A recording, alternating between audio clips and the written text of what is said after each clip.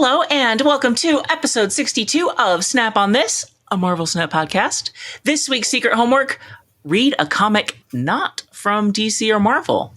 I'm your host, LaurenWhatevs, here with my usual delightful, amazing co-hosts. First up, it's Ben. How was your weekend snap?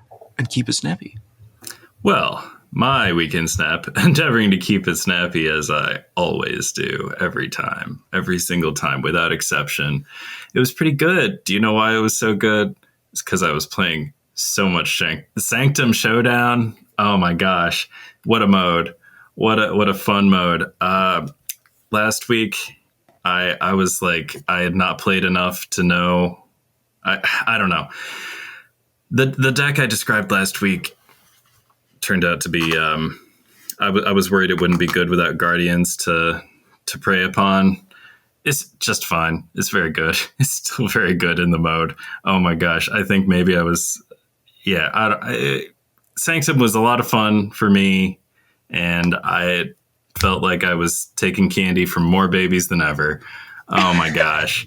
What a time. That deck, I highly recommend playing it when it comes around next time, because I play it every time and it keeps on working. I mean, there was one card I had to change this time, not because of the bans, just because Mercury wasn't finding as many things to screw up. But the list is Batroc the Leaper, Hydra Bob, Craven, Merlin, Spider-Man, Silk, Hydra Stomper, Copycat Polaris, Shang-Chi, Miles Morales Spider-Man, and Stegron. So file that one away for next time. I don't know. I've still got the list that I used from the second Sanctum. Oh, geez. Anyway, great mode. I love it. It's tons of fun. That deck is tons of fun. I had a blast. Did not find time to play. Oh, I did play some Snap. I won several games by accidentally queuing into regular Snap with that deck. Works pretty well. The fundamentals are there. You can play it on ladder if you want. I mean, I'd probably put Scream in it first, but you know, you do you. So great weekend Snap for me. Great weekend other games. I'm on the final mission of my Iron Man XCOM run on stream. I took several days off because I've been busy with life things, but I mean, victory is assured. By the time you've unlocked the good armor, you know, nothing too scary can happen to you too abruptly. So, like, you know, the stakes have they're less real. It's less precarious. But wow, a lot of good soldiers sacrificed their lives to dislodge the alien occupation. I mean, assuming we pull off this final mission, we will. It's going to be fine. But yeah, also really looks like I'm gonna crack that 20-minute mark on Hades 2. So basically, all the same stuff I talked about last week. It's still in progress, but it's progressing. Yeah, we're getting there. And I'm excited to play some regular ass Snap this week. I wonder what people are up to on the ladder these days. I'll find out. I'm looking forward to it. It's been a great weekend Snap. That's all I'm trying to say. Sanctum Showdown, hell of a mode. Yeah, I had a ton of fun in Sanctum 2, reminded by how tactical it is. And I don't know, maybe I talked about that last week. I can't remember, but that is something that I really enjoy how different it feels as a mode. And although I've said before, I love Sanctum so much, I'd play it even if I didn't need to. I kind of haven't played it since getting the card. So I don't know how true that is. It might have just been a busy week for me. I have, for reasons, I've been trying to get Snap, the PC version of Snap running. The reasons will be apparent in the future. And I finally got it running on my Mac. Running great. And then the next version of the game killed the method I was using. So then I spent all of the next day getting it running on my brother's Steam Deck, which I did, but I do feel ridiculous playing Snap on the very big TV. I have like a suitcase in front of it with the keyboard and mouse on. It's very silly. But Steam Deck is like anyway, bedtime goals for me. One day I'll upgrade from my Switch to Steam Deck. It's a really good system. I don't know if I would pay the amount that it costs. I don't even know how much it costs. If you're into but I would like a Switch 2 first. It's never too. No price is too high. But it is a really cool system. I have really enjoyed borrowing my brother's indefinitely. He has a gaming PC, so I don't know why he got it, but I'm benefiting from his purchase. This is what I'm saying. If you're into PCs and like having the latest graphic cards and stuff, you're gonna have a Steam. Just how it is. Sorry to derail. The deck I've been playing for fun. Oh, you're fine. Deck I've been playing for fun. Is the deck that's working for me right now is a Destroy deck. What?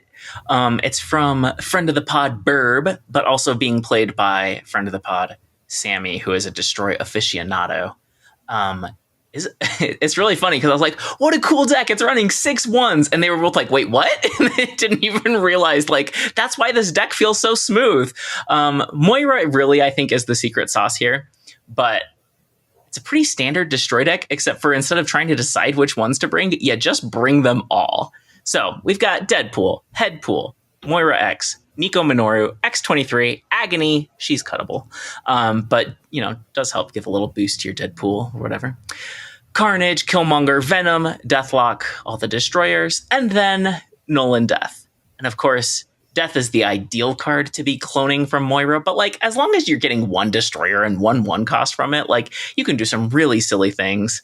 I think it's fun when Moira makes herself. I don't know, I've just had a bunch of very silly games with this deck, and I have won several gold conquests with this deck. So, okay, maybe I've been away from the pod a little bit long, but I recall a Lauren who was like, play Deadpool and Headpool together. When would you ever? I know. I like specifically said the place where I don't think Headpool's going to work is traditional Destroy, and here I am. This is where I'm playing it. I do also think Headpool's cuttable, but from the neck. Okay. Nice. I don't feel like I mean in the most. What am I trying to say? Are you sure that Moira X is the secret sauce? I'm just wondering. I'm wondering so hard about that because Scott doesn't seem to be a believer either. In this deck, I think she's the secret sauce. She's what makes it work. The fact that it is such a low curve is because she kind of helps fill up the curve by, generating more cards. I don't know. It's super fun. Headpool, I feel like at most I'm hitting him like twice, with very rare exception. Like I have had Altar of Death location where I have Moira and I have like 2 or 3 Headpools going at a time. But guess what? Your opponents retreat when you do that.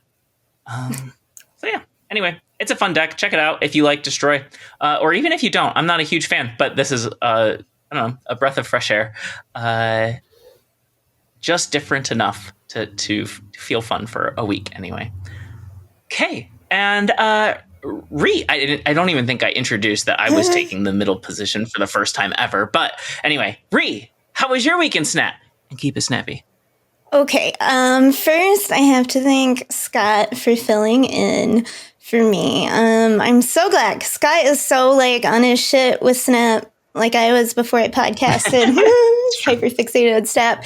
And I feel like that has raised the intelligence level of my seat. Now for the next 5 episodes, as the meter slowly depletes, I can just sit here and drool and be like, well, why didn't Captain Marvel move? Those are my plans. Anyway, just to get you hyped. Okay. And then I asked to go last, just because I didn't really play Snap at all. I'm not going to talk about Snap. And I didn't want everyone who might skip that because they're here for Snap stuff to miss Lauren's stuff. And I'm glad, right? She had this cool that she was like, oh, whatever, what am I going to say? And it's like, excuse me, just say that admit that you were wrong about Deadpool and Headpool. That's worth it going first. Okay, no, it looks like a fun deck. Okay, so I was out last week and it was really I guess I can tell you a tale of 2 Rees, I was the best of Rees. I was the worst of Rees. We'll start with the worst. I have had insomnia my whole life, and I'm sure some people out there also have struggled with it. And it's the kind of thing where when it's like in just the regular bad times, you forget the bad times. It's like if you're like Jessica Jones and you're like, oh, I'm out here like barely like solving crimes, but it's a living. I'm getting by. And then you just see like the purple man out in the crowd and he's like, I'm back, bitch. And it's like, oh yeah, this is what it's like. This is what the real hard times are like. And I was just like, I was getting like 2.5 hours of sleep a night. And it just like hits me to where eventually I'm just like not a real person anymore. Like me in a delirium is not great because my mind is already like all over the place all the time anyway. And, like, it was just, I was like, this is why I didn't, because normally, like, Ben and Lauren, too, were like, oh, if we need to delay a day or whatever, and it's just like, I don't know when I'd be back. Because I get to the point where it's just like, I'm, like, reading things and responding to things, and I realize, like, later, it's just like, oh, that's not even what they're talking about. It's just, like, in my head, like, answering stuff that it just doesn't make sense to anyone. So that sucked. It culminated in Saturday when my body kind of gave out on me. But like this week, it's like, we're back up to like 5 hours, which is like functioning, like 4 to 5 hours. Like I can get by on that. So that's not enough. You need more than that. I know. It's a lot better than 2, though. Right? Yeah, it's but like let's clear the 6 mark. That's like that's the 20-minute speedrunning Hades 2 mark. Like there's a like 6 is enough. It's not good. Like it's not the best, but it's enough. But like less than 6 is not enough. Take care of yourself. We'll work up, but that's the thing with insomnia. It's not like a choice. Like I literally one day laid in bed for like, 4 hours. Also, like, this is some serious do as I say, not as I do nonsense. So, I hadn't thought about that because I'm like, is there? Don't take like, me too seriously. No, it's an interesting when you say like take care of yourself because I was like, at the end it's like, it feels like the time to like wrap that section up and be like, and this is a lesson in taking care of yourself. But the reality is for a lot of people, like that isn't like an option, right? It's like what I can like not work when, or I cannot, it's like you're doing what you have to because like you have to like, like survive as yourself or your other people are depending on you or, whatever. So, so I think that there isn't a lesson. There's just empathy that like, sucks and I'm sorry. And it's like, it's not like I think we sometimes live in a society that wants to blame you for your inability to like, for things that it like, aren't your fault. And it's just like, it sucks and I'm sorry if you struggle with, physical, mental stuff. Anyway, so, okay. But getting to the better stuff, I'd been kind of in a slog for a while. If you've been listening to the podcast, I've been working on a synthwave-inspired space station base builder. Governmental sim mobile game that I've been working on for quite a while, and it is a very large game. My problem is like with making things is like I think I've compared myself in the podcast before to like a crow and Gollum, and really it's like the worst of both. It's like I'm distracted by every shiny thing, but like every shiny thing is also the One Ring, and it is my everything.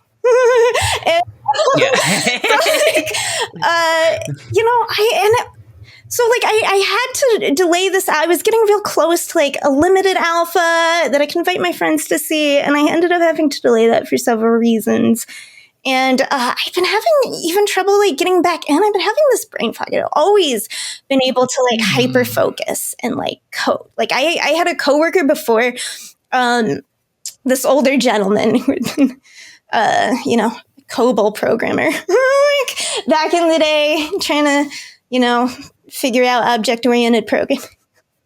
Anyway, so one day he said to me, he's like, I look over and he's like, you come in and he's like, you sit down and you just get in this focus mode and then you're just gone for hours and hours.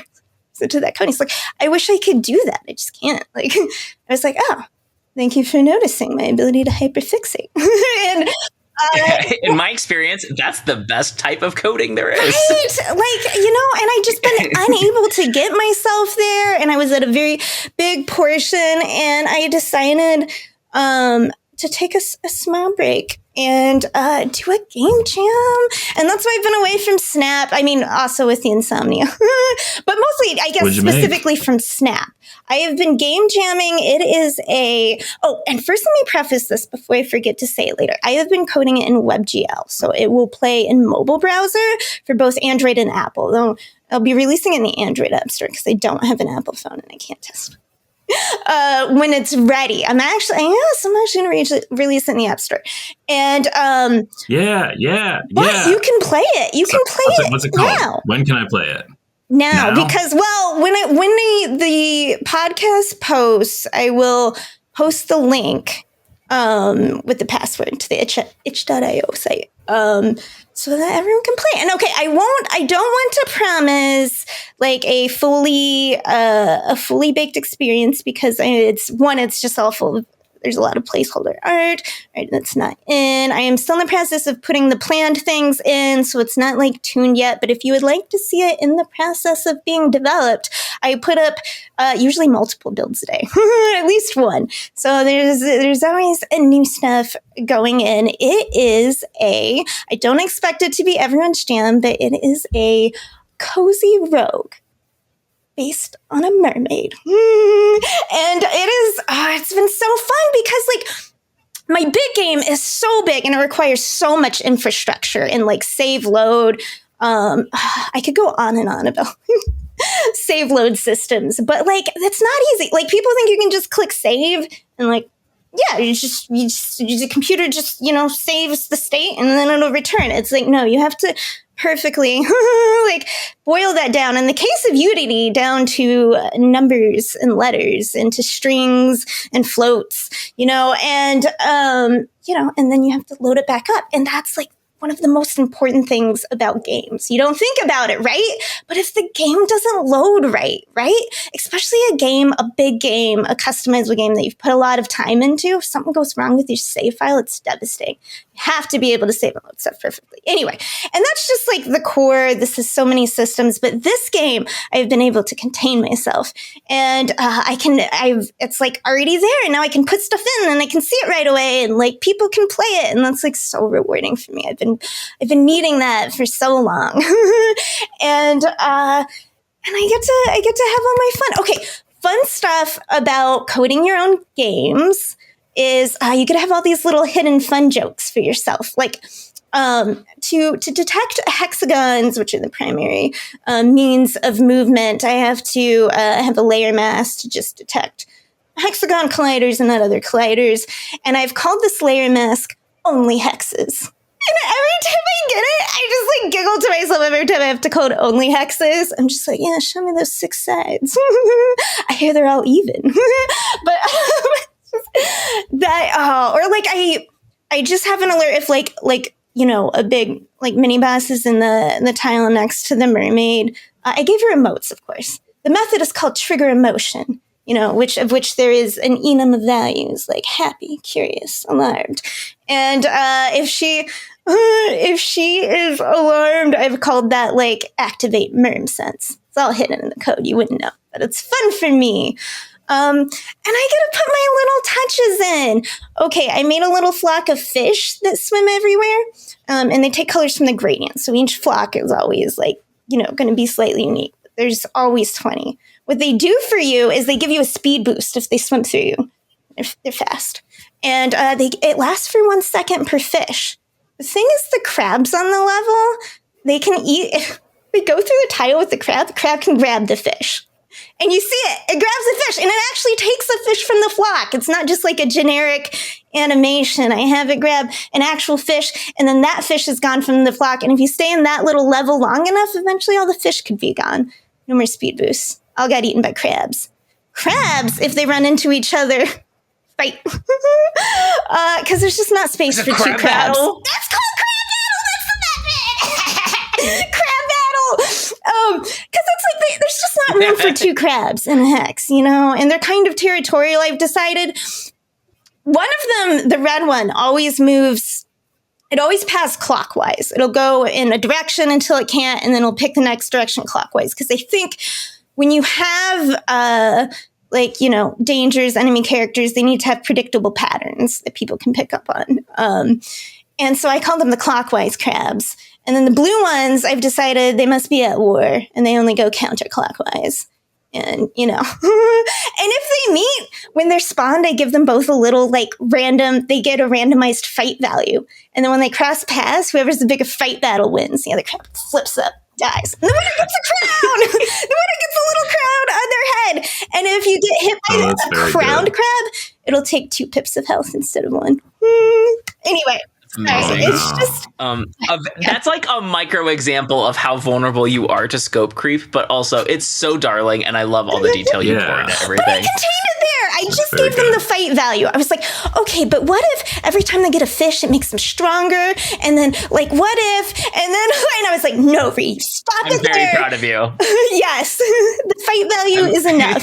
So yes, I have been able to contain my scope creep, but oh, it's so good. Like, it's just so fun to do things. I made I call it wild water. It's just like a little whirlpool, and it's like woo, the mermaid spins and like spits them out.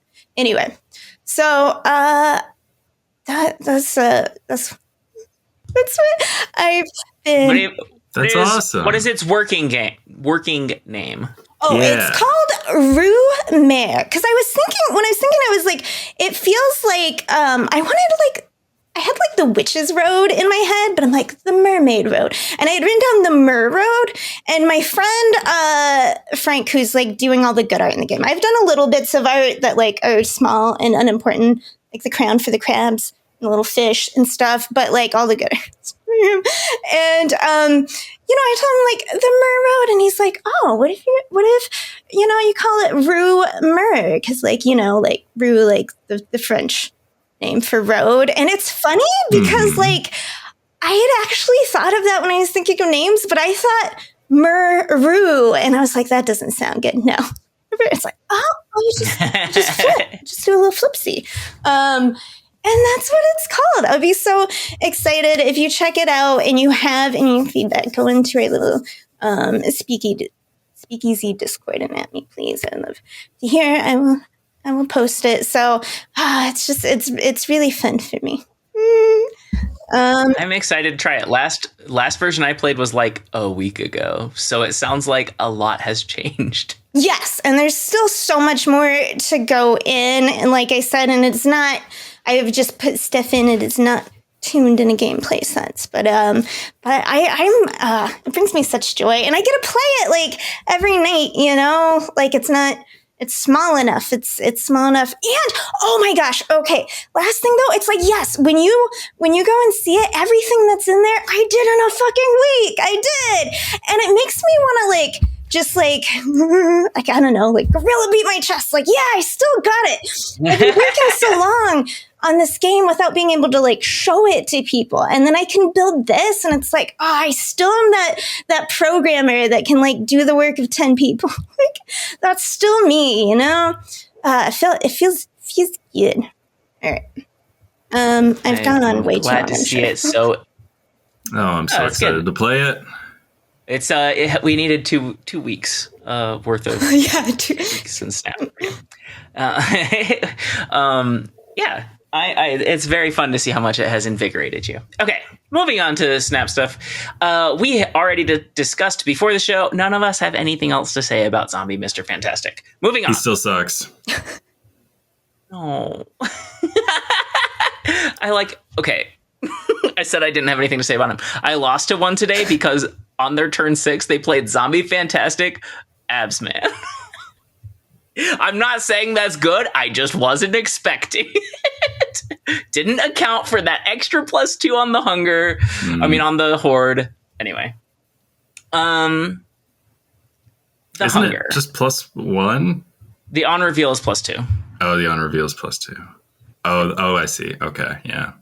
No, they didn't even use the activate ability. The hunger. This was our prize card for Sanctum Showdown. A 1-cost skill. On reveal. Horde 3. I got it. I played Sanctum long enough to get it. It seems good. Standard in any Horde deck. And that's what I mean by good. It's good for its archetype. I don't think it's an especially strong archetype. Yeah. You too? I have a thought about it, and that is that there's a Rianne Gonzalez variant for it that's actually cute. It's not the one that they show you on the pop-up. They don't try to sell it for $20 to you, which is backwards in my opinion, because that one's ugly as hell. Yeah. And yeah, they should have tried to sell the Rianne Gonzalez one for more money. That's what I would have done if I were them. I didn't buy the Rianne Gonzalez, but it is cute. Yeah. I do like that they had Rian do all the zombies. So if somebody wants cute zombies instead of nasty ones, they have that option. I think that was an unusually smart move. That reminds me of this. Okay, if you've ever played World of Warcraft, I haven't touched it in 15 years, in a long time, but like I used to be dangerously like /played like obsessed, joke. I mean, there were bigger problems than that, but I often joke I lost a relationship over it, which is kind of true. I guess I might as well just say it. It goes like, my boyfriend said, Ree, can we talk about how much time you're playing World of Warcraft and how that's affecting our relationship?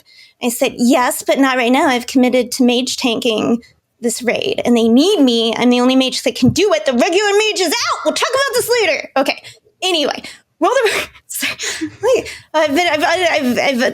unlearned how to contain myself in the podcast. Okay, but like the argument was like I played an undead because I was for the Horde, of course, back in the day, and I thought I made my character pretty, and everyone's like, "Ray, she's an undead. She's just categorically unpretty. She's just by definition unpretty." I'm like, I like her.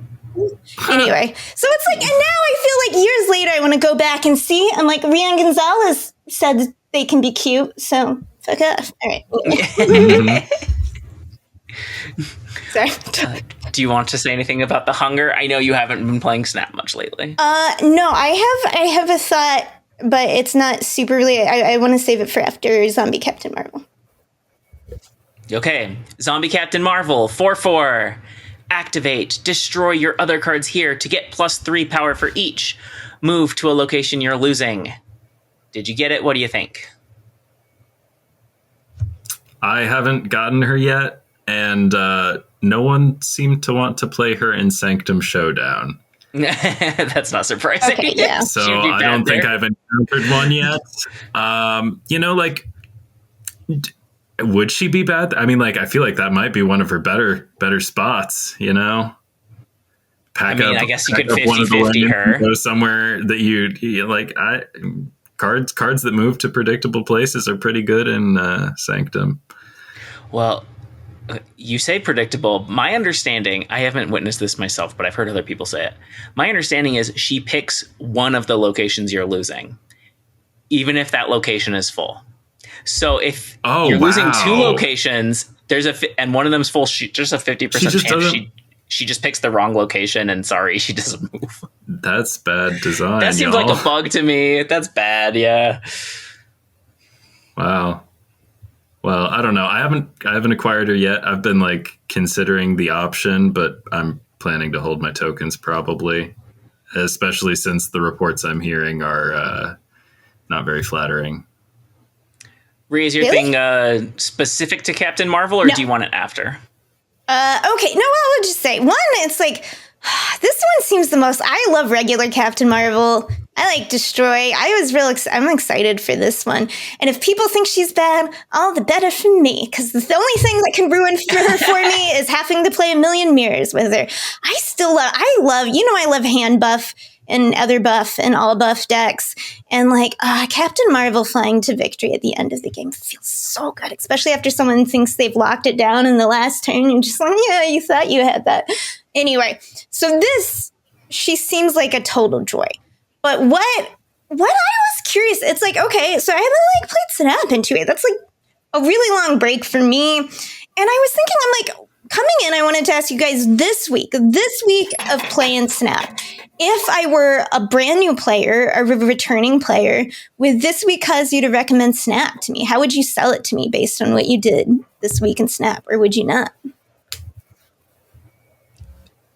zombie season's pretty boring, so maybe not. Oh no, not good news for Might Snap. have you wait for November, both because the Spider-Verse cards look more fun and they're also just cheerier, happier characters. Yeah. Yeah. Ooh, like we're getting Spider-Punk, right? Fun. Yeah, he's the season pass card. Well, thanks, in Adam, for everybody. remembering Arcrum. Sorry. Call back to a few episodes back. Adam knew I was talking about Arcrum. Okay. Anyway. Okay, I got Captain Marvel. I've played her in a few things. Criticism, she uses the exact same voice line as non-zombified Captain Marvel. Oh, for Really? real? She Yeah. just says higher, further, faster, baby. In the exact same way. They didn't even like distort it or like add reverb. It's so cheap to add an effect. Oh my god. Okay. I'm really not happy with it, and I hope it's a bug. Wow. I have not been impressed so far. And this is a card that I gave 4 points to when we did the rankings. And it's funny because when we did the rankings, I almost gave every card this season below 4. But I was like, nah, surely there's going to be 1 or 2 good cards per season. So then I gave them to Captain Marvel and Mr. Fantastic. But I wish I'd stuck to my guns because it just turns out this is not a very strong season. I think I overestimated how strong her ability is. Even if you take away the 4-cost activate thing, which is like, that's a big cost. Even if you ignore that. Her ability is... The extra power you get is very similar to Carnage. It's right? Carnage plus 3 ceiling. Yeah. Well, plus 5 if you count her base stats, right? But you're paying double. But like you're paying double for that. You're eating 3 things and getting a total of 3 more power for eating 3 things. Yep. So I don't... Are people I know doing it with safety's Nimrod? like, oh, we should just... Yes, Nimrod is the main one I've seen. Okay. I've also seen some Clog. Safety's like, we should just follow the rule where destroy cards go in destroy decks. But I don't think she does. I think she's too slow. I think 4 is just... Even if she was a 4 on reveal, I don't think traditional discard traditional destroy wants such an expensive destroyer. On reveal, though? I'd do it. I'd do it. Oh, I mean, I would play that card, yeah, and I will continue to play this card because she seems fun, but so far doesn't seem very strong. And I will like set us. I don't know. I'll reserve that. I think this does seem like a more complicated card. I think it wouldn't surprise me if this is a card where people figure something out to do with her a month or 2 later, because like. Knowing when to time her ability, knowing what to do in the other locations to try to control her movement. Like there are some factors here that matter. I suppose. I'm a little worried that her thing just isn't good enough. You know? Yeah. In that case, they'll buff her, probably, right? Probably. Also, the voice line thing, that reminded me of something else that... what was this booster pack that came out on this past weekend? This 500 collector's tokens for 3,250 gold. Oh, so bad. Completely separate department, but just like a similar inexplicably stupid nonsense choice. Yeah, I think Griffin said that the cost and the prizes were both bugged, but like, how does that happen? How indeed. Also, this most recent Token Tuesday, it's just the deal from the shop. It's 1,000 collector's tokens for like, just how many shits don't they give anymore? It's wild. It is like, you know, the core game's good and there's a lot of good things about it and there are still good things happening, but it is hard to care about the game when it doesn't seem like they do. They do. Yeah, for real. It's like embarrassing. A lack of like caring by the people working there. They don't have enough of a staff to keep up with the amount they're trying to put through. I think bandwidth is a big part of it. And I think they must also just be lacking automated tools or like a thorough checklist system to do things like catching obvious interaction problems or bugs with the bundles or whatever. I feel like just like one person could catch a lot of these things, though. I don't know. Maybe the solution is better automated tools, but like just like a human giving a shit would go a long way, I think. Okay. I agree. Vibe check on next week's cards. There are 2. We are getting Zombie Sentry via Grand Arena, and we are getting Zombie Galacti. They said What Galacti was that in the season video? It's not Galacti, y'all. The plural of cactus is not cacti. It's not octopi. Like, what are we doing, y'all? Y'all know words? Did one person work on that video? Because more than one person appeared on screen. Did no one talk to that guy? Did no one tell him hey, I've been speaking English for a second. I know about plurals. What was that? You just now made me realize, I thought when people said Galacti, they were referring to it as the one to be made Galactus, not the name of the card. It's all the cards that are Galactis that will become, and it's I've misread when you get this Galactus, you are the Galacti. Galactify me. I think we need to adopt that. That's amazing. Yeah, there's 1 Galactor and 6 Galactis.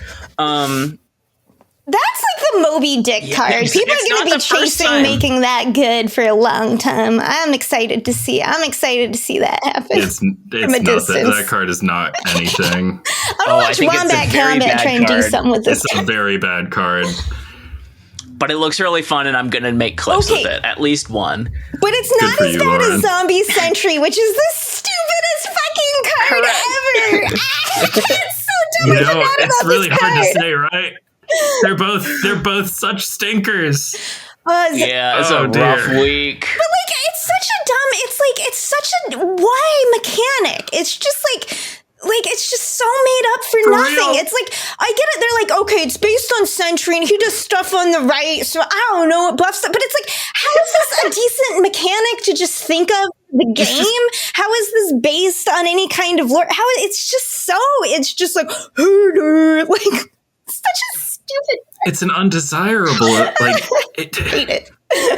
You have to paint yourself into such a corner, and the reward is so bad. It's so laughable. It's you're letting somebody do some. I don't know. I was about to take the podcast in a lewd direction, and we're above that. So it's at least until the end credits play. Yeah. I don't. Why would you fill your right lane just to get 3/8 worth of stat? There are so many better ways to get stats than by. It's so stupid. I don't. I've seen, since the zombie buffs and the release of Hunger, I've seen more greedy zombie decks, right? They're doing things like Wong or Prodigy to make extra Scarlet Witches, or they're playing Wong and Joaquin Torres. They're getting kind of greedy. You should be able to see that coming, but Sentry kind of fits there. You're doing Horde +4 if you do it right in a greedy guess that lane. is the biggest single batch Horde thing you can do. But still, doing. So if you play them on a Wong, it's a +8 to your Horde, and you played Wong. It's just specifically to go with the Sentry and that specific deck. It's so dumb because it's too wacky. Otherwise, and what are they going to release one that's unreveal? Give cards for each of your cards a location on the left. It's no. Just make a mechanic where you can stab upwards. Won't that be cool? And it's but there are no enemies upwards, and it's I don't know. I ran out of ideas for stuff. I hate this card. Okay, I'm over it. I think you have sufficiently and accurately covered it. Go back to the question that you were asking about, is it a good time to come back to Snap? It's you could go back several weeks. Go back to Mr. Fantastic, Hunger, Zombie Captain Marvel, Zombie Sentry, Zombie Galacti. It's 3 weeks in a row of just cards that are just stinkers. Hot Garbo. Yeah. But then, next season, day 1, we get Superior Spider-Man, Man Spider, and Spider-Punk, who are all great. They all look great. I mean, I'm not very excited about Man Spider. I think that card is trouble. That card says it's screaming trouble at me. Ever since I saw it that card's no good, y'all. It's very good. That's the problem. It's a very good card, and it's going to be trouble. I think I agree with you, but I've seen some mixed reads on that. Some people think it's going to be bad, and I'm kind of feels like Shuri, who can work in multiple lanes. 0% chance that card is bad, I'm telling you. Okay. We are briefly going to cover the Grand Arena, the new champions, based on data mines. We are getting Ghost Spider, Hulk, Magneto, and Thor added to the mode. And so we see variants for their champion variants, but also we see their skills, and that's what we're going to talk about real quick.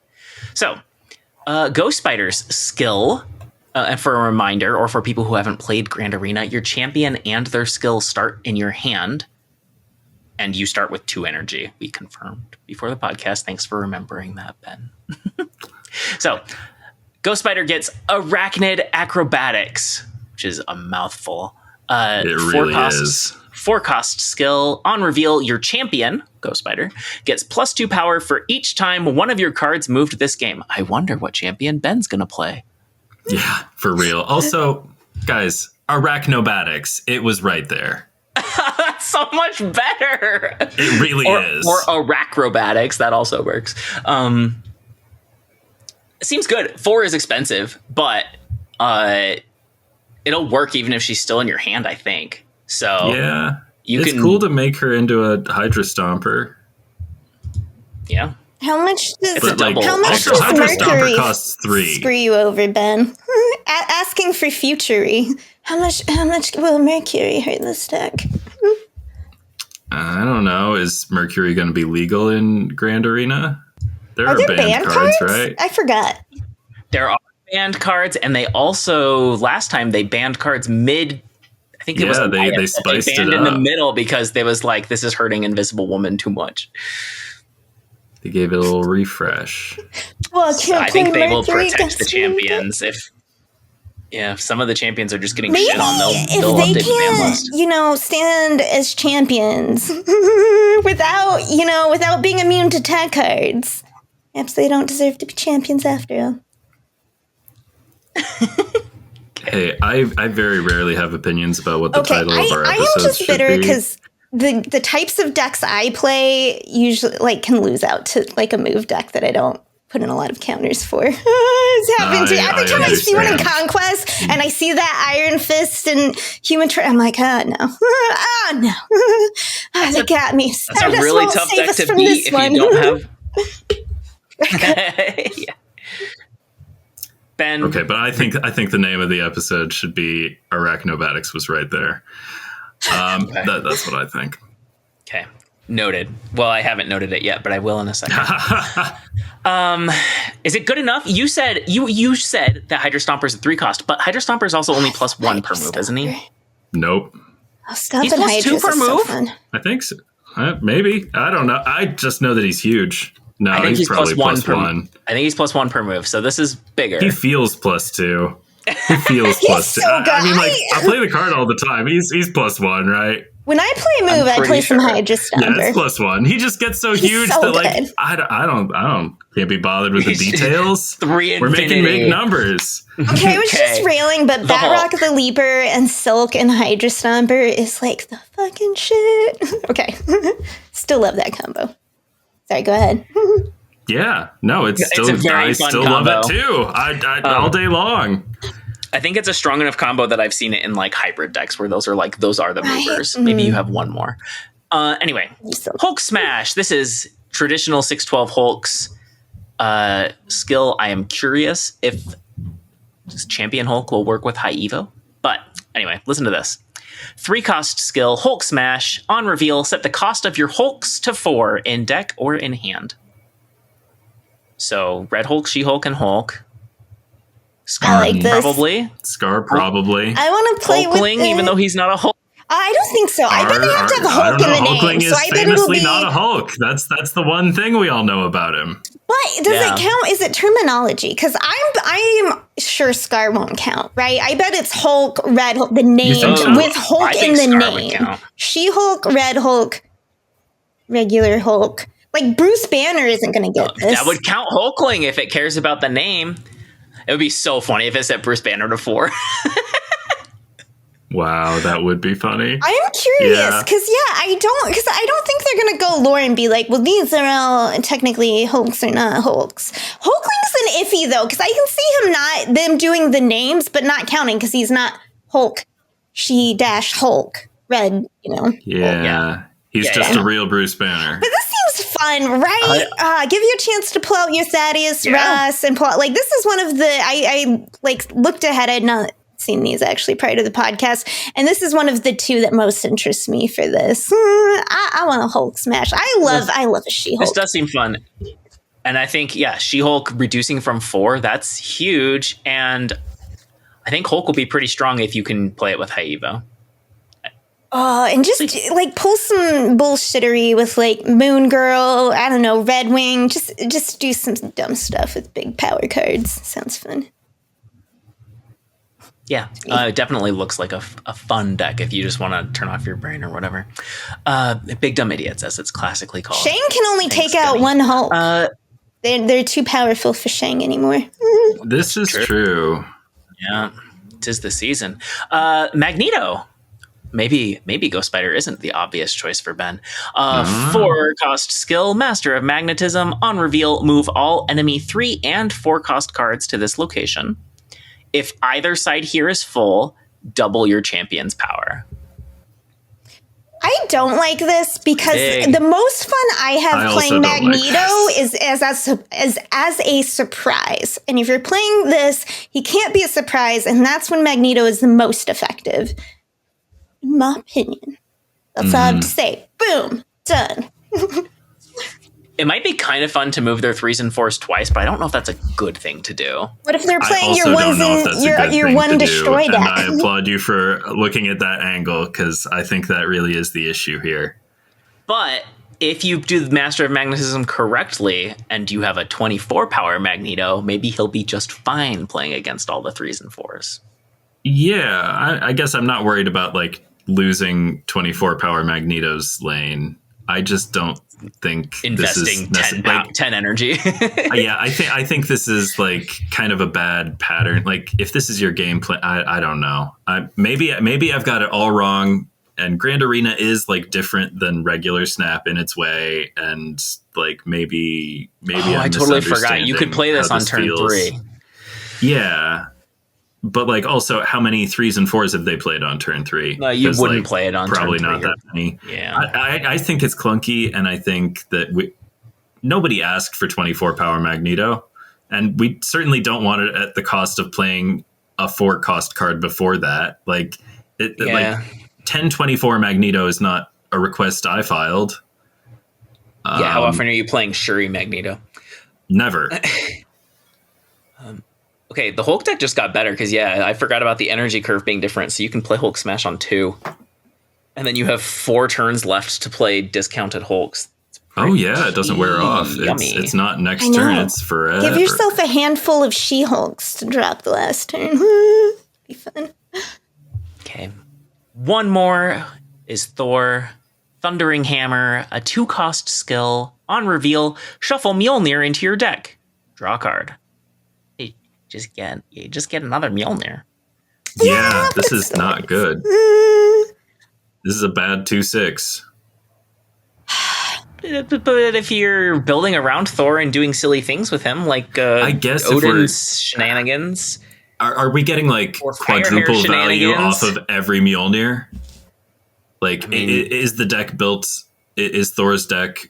Is the good Thor deck going to be like? It's going to be Firehair Misery. Is it? Are we sure it's not just Grandmaster and Wong and whatever else? Yeah, it could be that too. I don't know. Yeah, you can always Loki stuff, maybe. I don't know. I don't know what I want to do with this, but I'm interested. This is the other deck besides the Hulks, because I love the Thors. Wouldn't you rather clone a Mjolnir in your hand? Like, if you're going to get an extra Mjolnir, don't you want to like Moon Girl it instead? Like, don't even think it would be too drawing strong. A second one is like just shuffling more Mjolnirs into your deck isn't too good. Strong to if it just generated a Mjolnir in your hand. In your hand, I don't think so. What is the point of the card draw? I mean, card draw is good. Yeah, but it's only cleaning on turn 1 to draw a card. It's just like it does compensating for itself. Something I'm not thinking of that I'm going to want to do with this card. Obviously, King Eitri and Jane. It's so fun. I usually hate putting when they had like they're like put these cards together. Obviously, unless it's like, you know, like a tribal deck, unless it's like a big enough set of cards you can build your own unique goblin deck. But I am always like drawn into doing the Thors. I don't know. I think they're fun. I'm glad he's a champion. I hope they can. Ooh, in the comics right now, Thor, after being betrayed by Loki and being murdered, the title is switched now. Now he is the mortal Thor.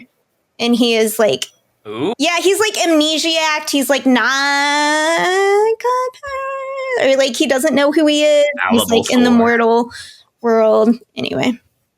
And like Loki keeps showing up in a very, you know, like is like to like taunt him. It's an interesting twist. We'll see where it goes. Okay. But yeah. Who worries? We don't know what's happening with the existing champions. I expect at least some, if not all, will return, because otherwise there's only going to be 4, and there were 8 the first time. All the better. If I hope it's more, all right? of them. Yeah.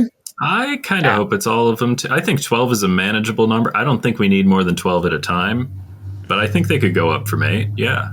Yeah. Unless some decks I would kind of like it to just always grow, but I understand if there's rotation. Also, at least with the current rules, you can't put one champion. You can't put like Magneto as a champion means you can't put Magneto in any of the other cards. He's now on the ban list. So they would have to fix that if they let the too much pool just overlap. grow and grow. Yeah. And grow.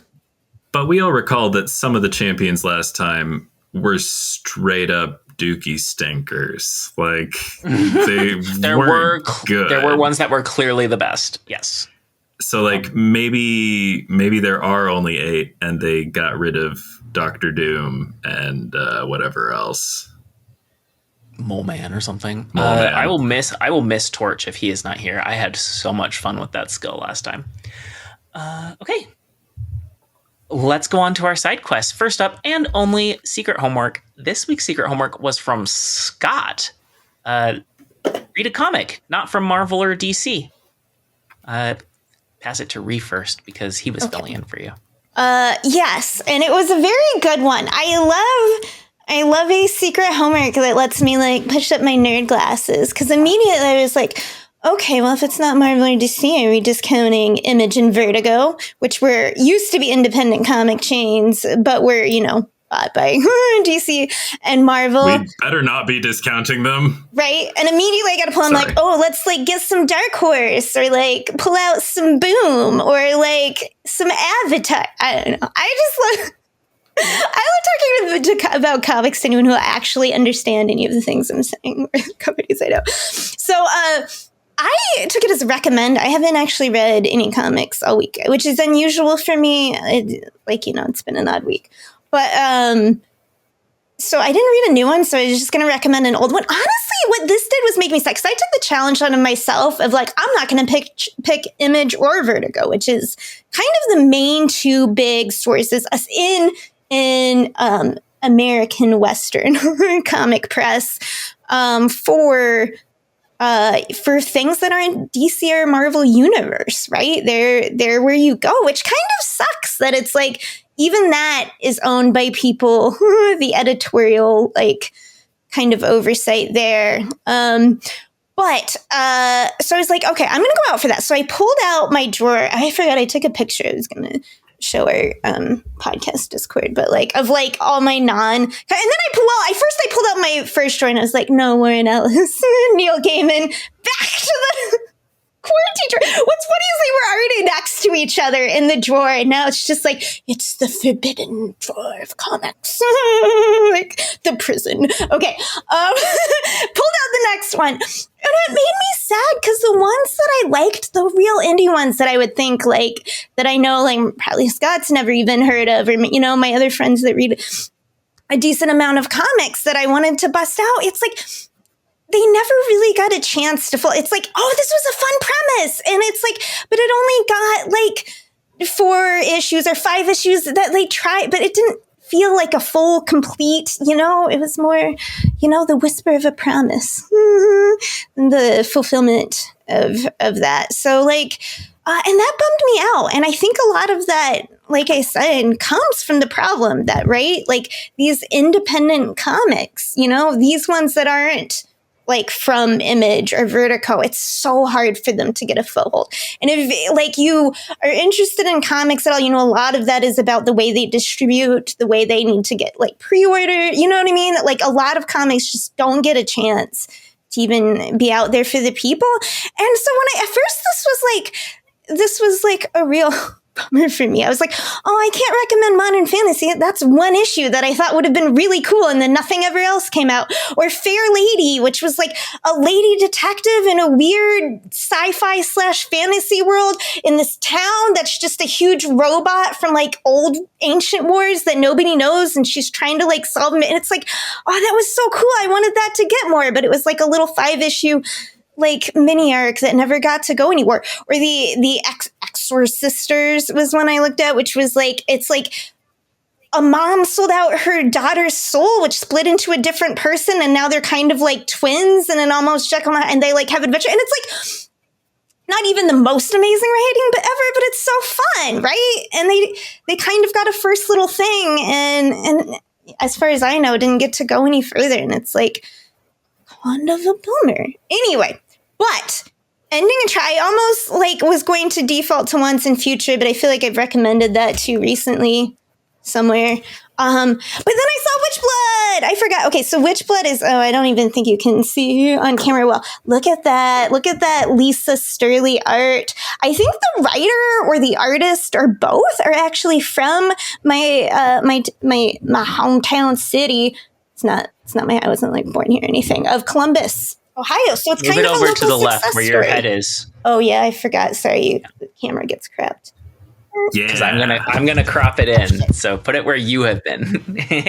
And become Perfect. comic. Okay, so it's okay. It is a road trip, like Wild Westy feeling, about a witch running from a vampire biker gang who are trying to destroy, like, or take over, like, source of witch magic. She's like 1,000 years old and still hasn't figured her shit art out. looks dope. Don't really. Yeah, the art is so good. It's so fun. It's only 5 issues, so it's like one graphic novel, and it's just a real fun romp. So that's my recommend, and it's from Vault Comics, right? So, like, I think if you can, you know, it's great to support, just because it's not, you know, it's never good to consolidate all creativity under one banner and one editorial staff, in my opinion. Okay. True that. Yes, that was me. Ben is giving next week's homework, so we will go to Lauren. What is your recommend? As soon as Ree brought up the, like, what was it, Image and Vertigo. What was the other one? Vertigo is owned by DC. Image is owned by Marvel issue. now.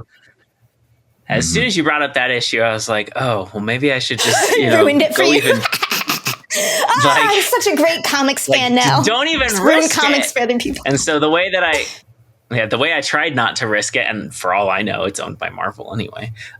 No, I'm sure it's not. I went to manga and I read Dandadan chapters 1 through 3. This is my favorite anime, like, maybe of all time, but certainly within the past few years. It's a banger. It is so fun, and something that I'd wanted to read anyway, to read, you know, the manga that the anime is based on. I would recommend the anime to anybody, but especially if you like animation and weird shit. The first episode I haven't finished it, but I'm very much enjoying it. Yeah, the first episode or 2 is a little horny. I think if you're not used to that in anime, it may turn you off, but like the rest of it's not like that. I mean, the rest of it is like a normal level of like high school teenagers horny, not... Yeah, it's Not stayed fan horny as service. far as I've been watching. Oh, no, I think the first 2 are much worse than the rest. Anyway, worse is judgmental, more extreme in that direction. Yeah, I will say it mellowed out a little. But yeah, they do come out the gate horny. Oh, yeah. Yeah, I have nothing against a horny anime. And to give you an idea of the level of appropriateness, I was fine with my 13-year-old watching it. Anyway, it is very fun. If you're unfamiliar with the premise, it's a nerdy guy in school who believes in aliens and a at least semi-popular girl who believes in ghosts, and they run into each other and they're both like, what the fuck are you talking about? The ghosts aren't real, aliens aren't real. And so they make a bet, and Okaroon tells Momo to go to this ancient abandoned hospital this abandoned hospital that's a hotspot for alien activity, and she challenges him to go to this tunnel that is known to be haunted, and of course it turns out aliens and ghosts are both real, and shenanigans ensue. It's really fun, and something that I love about it is like the battles and the silliness and the supernatural elements are all like so extreme and wild, but they still manage to have really authentic human moments for human teenagers, and also like really touching episodes. There's one in season 7 that is just like, or season 1, I think it's episode 7, that is just different from the rest and is a phenomenal piece of storytelling. Very moving, actually. Anyway, I got to read the manga. The art was beautiful. I was very impressed by how much action there was, like these choreographed fights that I've seen animated, but then to read them in manga form, and like, oh, some of these sequences only have like 2 or 3 panels, but they still tell such a story. Just really, really good at showing movement with the illustrations. So I think that I would recommend the manga also. It was a treat to read. Thanks, Scott. Ben? Well, I did not... here's the thing. I was away from my home this week, away from my bookshelf, just packed with... I don't know if it's just packed, but, there were some independent comics that are at home that I couldn't read. And I was like, why do I have to read? I was like, what can I read while I'm away from my books? How am I to do this? And then I remembered that 25 years ago, apparently, Powers was first published. And for the 25th anniversary, I recently got the first 2 volumes of that for free. Sorry, before we get further... Can I interrupt you to say, when you say, like, how can I read without books? And then you said, but then I remembered, like, 25 years ago, and then I thought you were going to say the internet was invented, that I can see shit on my phone now. Which is how you will. Well, yes. Yes and yes. How will I read without the point is, word? Okay, sorry. Go ahead. Powers, because yes, I have it. I think it was because I followed Brian Michael Bendis on Blue Sky or something, but I became aware that Powers was being given away for free for the 25th anniversary, the first 2 volumes of it. So it was. You probably missed it. Well, I probably should have talked about it on the podcast, but I hadn't read it. Joke's on you, I have them in print. The thing. Okay, sorry. No, I'm sure you do. And great stuff. Also, It's funny. The first volume of Powers has a little bonus story at the end, starring Warren Ellis. Oh no! Yeah, major creep. Not as bad as Neil Gaiman, at least. Best I can say for him. It does. I will say, from my limited knowledge, yeah, probably not as bad as truly monstrous behavior by Neil Gaiman, but still not great from what I've read. So I don't mean to minimize whatever anyone who dealt with Warren Ellis went through. Yeah, I don't know. They both seem no good to me. But you know what is good? First volume of Powers. Who killed Retro Girl? I know who killed Retro Girl. Dang. Also, felt very well. I don't want to spoil it. I guess I don't want to say why I'm like, wow, this was really ahead of its time, because I would be spoiling some of the mystery if I got too into that. But wow, the art's great. The dialogue is very Bendis-y, as you know. Yeah, I liked the characters a lot. I was immediately taken by. Let me conjure that I took a screenshot, because that's the thing you can do when you're reading books. Well, I attempted to take a screenshot. Maybe I failed. Oh, it was on my other phone. That's right. Okay. Who did I like? I liked this. There were a lot of characters I liked, but in like the first episode, or not episode, issue. Oh, so one of the cool things about Powers is that there's like throughout, like there's the main action going on the page, but then like on the bottom of the page for like most of the pages, especially in like this first This first one, they've got like news reports on like what's going on. Just like there's like a media thing going on at the like. All right, so up here we got like the action, and then we got like a television thing going on down at the bottom. And my favorite of the powered people that I have met, the powers, is Zora. So soon after her auspicious debut, saving the city from what could have been one of the most horrifying terrorist attacks on American soil, when our cameras caught Retro Girl in action, she was in the company of the controversial Zora. Zora, with her shock of blonde hair and mystical powers that manifest themselves as a brilliant light show, seemed an unlikely comrade in arms for the sprite Retro Girl. Zora came under intense media scrutiny when she admitted that her powers stemmed from a total spiritual abandonment of all things religious. And that just tickled me. Anywho, also she's got a great look. So Zora was my favorite character there. I'm sure she'll show up in later arcs. There was a lot to like about it. I read it all last night. Started on the second volume because that was also free, but I haven't finished that yet. But the first arc, good stuff. Yeah, so I hope you got it for free when it was free, and if you didn't do that, I hope you, like Ree, already owned it. And I haven't read it in so long, I can't even remember. Maybe you can go out and buy it with money. That's up to you. Get it from your library or something. But yeah, that was the independent comic that was available to me, although I guess maybe it's not independent because Marvel and DC buy things, and it seems like maybe it has changed hands and been in both of those publishers' hands at some point. I don't know. Oh, interesting. I don't know. I was just skimming some Wikipedia. I was skimming some Wikipedia, and these imprints. Whatever. Point is, good book. If I'd had access to my bookshelf, I was planning to reread Nimona by N.D. Stevenson. Oh, I love Nimona. There's a movie on Netflix that's pretty good. I keep meaning to watch it. Yeah, it's good fun. It's a bit different, like in tone and stuff, but also good. Yes, Nimona's good no matter where you're getting it. That's what I think. Anywho, oh yes, now it falls to me to assign next week's secret homework. So, y'all may have noticed we got some goofy ass action figure variants in the game now, huh?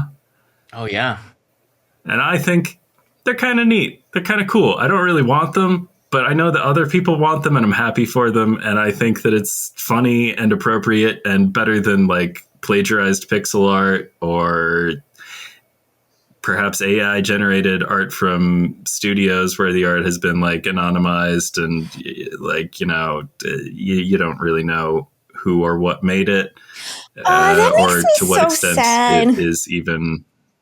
Yeah. So I'm like, let's get. Let me just get into what it is. It is propose a fun new source of like something like the action figure variants. Like what's an untapped way that we could be getting variants in the game, like repurposing something else that's already out there in the world. I already know what I'm bringing, so I'm not going to list that as an example, but like you could say, like, how they're like MCU inspired variants. Like what if we took stills from the movies, like, something like that. But like what could be variants but isn't variants yet? And I've got a good one, and I hope none of y'all come for it. Okay. Good one. Well, listeners, viewers, if you liked what you heard, like, comment, subscribe, rate and review on iTunes and Spotify. Leave us a comment on YouTube or Spotify, or come to the Speakeasy. It's our little corner of Discord where you can chat with us and other listeners. The instructions to get there are in the show notes or video description. We are proudly part of the Snap Judgments Network, where you can listen to other great shows like Snap Decisions by Joe on Mondays. And folks, it finally happened. I recorded an episode with Joe just a couple days ago. It's definitely on YouTube. I think it'll be up on the audio by the time you're hearing this. I think he puts a small delay in there for guests. Not sure why. But anyway, we talked about all kinds of things, ranging from Snap and conspiracy theories and Halloween and Favorite movies? I think I did a much better job talking about Jennifer's Body on that show than I did on this one. And we talked about our top 5 Nintendo games of all time, and I did 6 because I could not narrow it down to 5. Anyway, it was super fun, and check it out if you want to. Anyway, tune in next week. We will be ranking November's Spider Season cards. Same Snap time, same Snap channel.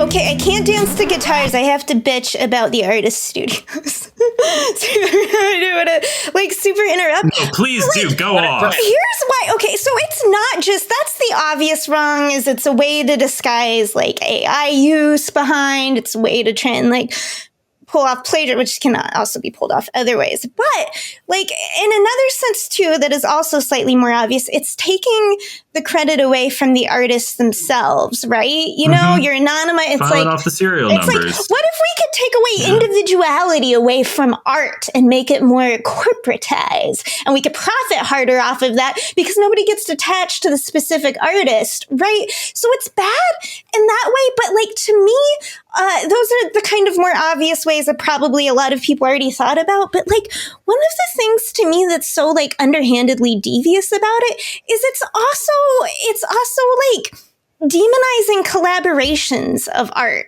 which, you know, I love to see things like, okay, something that, like, for my game and for my bigger game that we've been doing, because Frank does some art for that, like, I mostly do the coding, and I don't have a lot of time for it, and my art's, like, not that great. But, like, I have learned a lot with Inkscape, which does, like, vector art. You know, it's a software.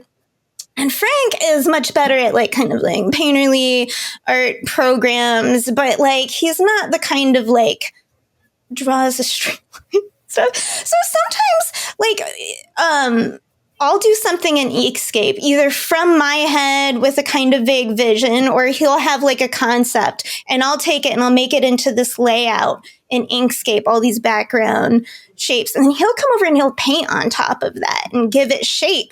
And it's cool because it's, like, something neither of us would make individually, and we wind up with something that neither of us would do, and it's cool. And I want to see, like, seeing people collaborate, or seeing, like, when I can put cool shaders, like the water texture in a game, you know, it's collaboration of, like, that and me moving it and, like, adjusting it with code, and it's like that kind of shit is cool. And together, people with different skills can combine them to make new things. And those studios could be a celebration of that. And they could call out the artists for their individual contributions to a piece, right? An artist doesn't need, a piece of art doesn't need to come from a single individual. It can be a collaborative, and we should celebrate that. We shouldn't say, like, oh, that's studio, you know what I mean? That's the shitty thing. It's like, no, it's cool, but they're ruining it. They're ruining it. Anyway, it just bums me out. All right, sorry, ran over. It's like how you see, like, one of those base art ones that's, like, unusually good, and you're like, okay, I know Ryan Kinnaird did the colors and stuff, but, like, who did these sick pencils? And then you go and you tap and you see, and, like, art is very often the work of multiple people, and that's, like, good and cool, and sometimes they're saving it from Ryan Kinnaird. I don't know. The same thing happens in games, where, like, one developer gets the credit for a team, and a lot of those individual ideas that people love in a game came from certain people, but it all rolls up to, like, one person, and it's like, we need to, and his name was Ken Levine. Yes, and that hasn't served our culture well. This idea that one person is responsible for what is really the work of many, many people, and we need to celebrate coming together and building something, not being like, if you're not one person who's stealing all the credit for everybody else's work, then what are you even doing? It's like, I don't know, sorry. What a bummer. Shouldn't end like that. Someone say something happy. Amen. I did a really bad job talking about Powers, but I really did like it a lot, and you should give it a read. Sounds good. Sounds interesting, anyway.